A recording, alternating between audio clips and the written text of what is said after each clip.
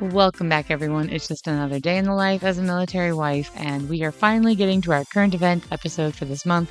Sorry for the delay, everyone, but we are going to be hitting on the situation with the Gaza Pier. There are definitely been some updates with that, as well as the world-class athlete program, because the Olympics are coming up, and next month is June, which is PTSD Awareness Month. So we're going to touch on all those. As always, I am your host, Sam Wolf, and you're listening to Life of a Military Wife.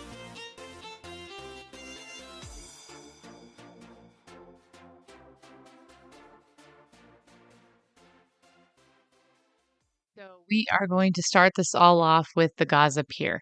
Now, as a general recap, if you don't remember, in the State of the Union address, President Biden announced that he was going to have a pier created on the coast of Gaza, the coastline, to help facilitate the delivery of humanitarian aid, because one of the airdrops of humanitarian aid had actually crushed people.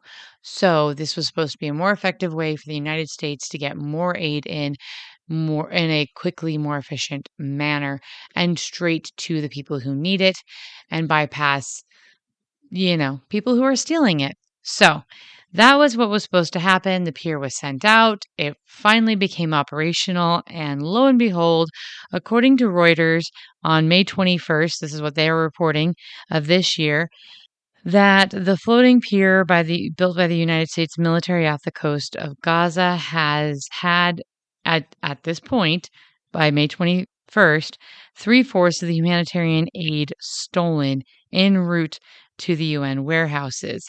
11 trucks were cleaned out by Palestinians and never made it to the distribution centers being run by the United Nations and other humanitarian organizations. So they were on their way to the World Food Program warehouse, and they got completely emptied out. So 11 trucks out of 16 trucks on Saturday were cleaned out, and then there were no deliveries on Sunday and Monday as a result. They were trying to revamp how to handle this. And so they went back to the drawing board and they came up with a new plan that was going to be more effective, supposedly. And yeah, it's been hit or miss on that point. We run into the next situation that has occurred with the pier. So 3 soldiers were injured, and this report comes in as of May 23. So just a few days later, 3 soldiers were hit or injured. They don't even completely explain. It was not due to an attack or anything like that, although there has been mortars shot towards the pier by Hamas. These 3 individuals, 2 of them were minor injuries and were able to return right back to duty. The third one was medically evacuated and was considered seriously injured. And there is still not a lot of information on that. And as of right now, no names have been released as to who the individuals were. Now, according to that same report from the Pentagon, by that point, 82 tons of aid had been delivered to Gaza, like to the beach. They had gotten 82 tons of aid to the beach. And then at the beach, when they went to turn it over, they only had 506 tons. So somehow, from the point of leaving the pier to the UN, they lost 314 tons of aid. I mean, that's better than what happened before. And they have had to make some adjustments to how they're doing the land crossing and different things like that, because they've had riots, they've had people surrounding the trucks, and we're going to get back into that in the next article. So there was, after that announcement, they went on to point out further in another news article that there was a storm. So a major storm came up, and in that storm, the pier has been damaged and is now out of commission. So it was only in commission for 2 weeks. In the 2 weeks period of time, a significant number of trucks and tonnage of the food was stolen. And there was also issues with them being emptied, surrounded. They basically had just a bunch of different things, and there was major setbacks because a huge storm came in and ended up beaching several ships and damaging the pier. The pier is now being sent down to an Israeli port. It's in Ashdod, yeah. So it's going to be sent down to the southern Israeli city of Ashdod to be repaired, and that should take at least over a week is the estimate as of right now. So it's going to be out of commission. It took forever to get over there. It took quite a while to set up. It was only in operation for 2 weeks, not even effectively in operation for 2 weeks because they had to shut down and reconsider things after massive theft by people in Gaza. And then there was a major storm, which has now damaged it and put it out of commission. Great. Not effective, basically. A completely ineffective attempt to get information. Now, deliveries were halted for 2 days last week after the crowds rushed aid trucks coming from the pier, and one Palestinian man was shot dead in that interaction. So that's the one that was being referred to in the first article. So this information that I'm getting came from the Military Times, and it was as of May 28th. So there's just been injuries. Now, massive storm damage, theft. This has not been an effective way of getting food assistance in there, and it kind of proves the point. We have heard over and over and over again that not enough food is getting to the citizens in Gaza, the actual women and children. And Israel keeps saying that we're letting X amount in. We keep letting this amount in. There's tons coming in. So if there's no food, it's not because we're not letting it in. And now we're seeing firsthand the United States that we have tried to facilitate direct transport of supplies into Gaza, and a vast majority have been stolen. And so maybe the Israelis had it right all along. I mean, it sounds like from what we're seeing that this has been completely corroborated. Now, going back into certain aspects of this, it's easy to say, hindsight, oh, this is completely ineffective. We need to do something else. Honestly, at this point, if we want the food to get to the kids, if we want the food to get to the families, then there's going to need to be armed guards transporting it the entire way. And then the question becomes, who's going to do that? There's no civil order right now. Hamas is actively attacking these. People are crowding it. There's been mobs mobbing these transports and shipments. So I just blaming it on Israel, blaming it on the US, blaming it on Egypt or whoever is not effective. The blame game is not fixing this. The pier has not fixed this.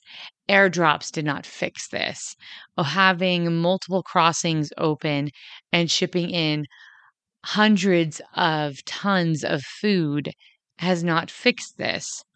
So, what's going to fix it? Just wanted to give you guys the update on that one. Moving on to the next article. And this one is okay, you all know that I'm a huge fan of the Olympics, and I'm a huge fan of the Paralympics and the exceptional athlete program. So there is an Army Olympian. She is part of the exceptional athlete program, and her name is Elizabeth Marks, and she has a ton. She is the most decorated athlete from the program, She has competed in multiple Olympics and the 2001 Paralympics. She has competed in the Invictus Games, which actually I found a little surprising because I've heard quite a bit about the Invictus Games. I've even done an episode on the Invictus Games. And this is actually one of the few Paralympic exceptional athlete members from the United States military to have competed in the Invictus Games that I've been able to find. She is an Army veteran, a 16-year Army veteran, and is now one of our best shots for the Paralympics coming up this summer in 2024. So she's a swimmer. She is fabulously talented and has been incredibly successful. So way to go. And we're going to be cheering her on. I'm excited. As you all know, I genuinely love the Olympics and I find the exceptional athlete program really inspiring. These tend to be very exceptional, hardworking individuals who've chose to not only be athletes but serve our country as well. So for me, that's a two for always. I love the Olympics. I love the military. So let's just go for both at the same time. So cheering that on, we will keep an eye on everything as we proceed towards the Olympics. And that leads me into this next topic. June is PTSD Awareness Month. So this last month was Military Awareness Month. We have Memorial Day in May. We have Military Spouse Appreciation Day in May. But we come into June with PTSD awareness. Now, this is a major opportunity to raise awareness and funds for post-traumatic stress disorder, which greatly impacts the military community and affects people. And it doesn't always, so PTSD, I feel like it's overused in some ways and is not widely understood. So PTSD is a condition that can affect anyone who has experienced a traumatic event, such as a natural disaster, physical or sexual assault, or combat. It can cause symptoms like flashbacks, nightmares, um, and avoidance of triggers that remind them of the traumatic event. PTSD can also lead to feelings of anxiety, depression, and hypervigilance. So, with that definition of PTSD, you can kind of understand why it kind of becomes a catch-all phrase. But especially in the military community, there are wide variety and ranges of individuals who are experiencing PTSD. It is incredibly common, but I feel like too often people's minds go to the Hollywood depictions of people waking up in the middle of the night, sweating and terrified because they are reliving some battlefield conflict, which can and does happen. But it's also possible for someone to have PTSD because they didn't get sent on a combat mission and someone else did, and they knew that person and that person died.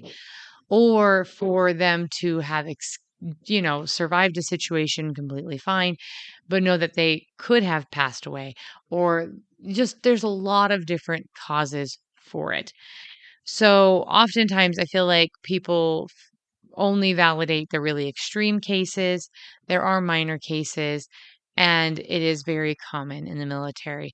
And so with June coming up, I'm wanting to just point it out that June is PTSD Awareness Month, and especially going into the 4th of July, going into fireworks season, PTSD can be triggered by fireworks and loud noises like that. So if you are in a military community or around military veterans, please take that into consideration with the summer and all the festivities that come up. We've just had Memorial Day just a few days ago, and we've got 4th of July and all of that funness, but we will cover more on PTSD awareness in the month of June, but just as a public service announcement. So that's really all I've got for you this week. There's been a lot going on between my arm and that issue, which if you didn't catch that, listen to the last episode, or was it 2 episodes ago? Anyway, long story short, broke my arm dealing with it because we're military. We deal with it. But that sent me back on things for this month, and we are prepping for family time come summer. So I will be taking next week off, and I will be taking 2 weeks off in the month of July.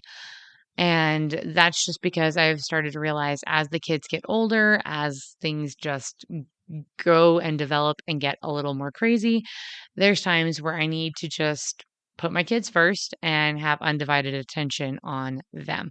So summer is definitely one of those times for it. Anyway, that all said, I am very grateful for all of your support and encouragement. Thank you for ideas and suggestions on topics and episodes.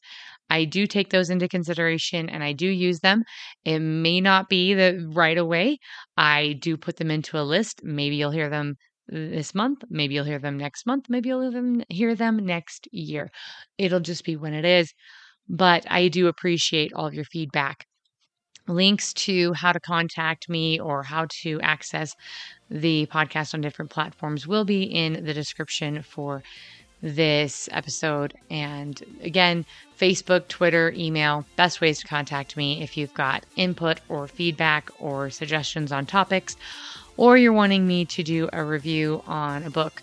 Again, I've got my degree in family life science and human development, so I do love going through research studies and resources along those lines for all of you as well. That all said, I'm just going to wrap it up. So this was a slightly shorter episode than normal, but with everything on my plate, that's just how it's going to be. As always, I am your host, Sam Wolf, and you're listening to Life of a Military Wife.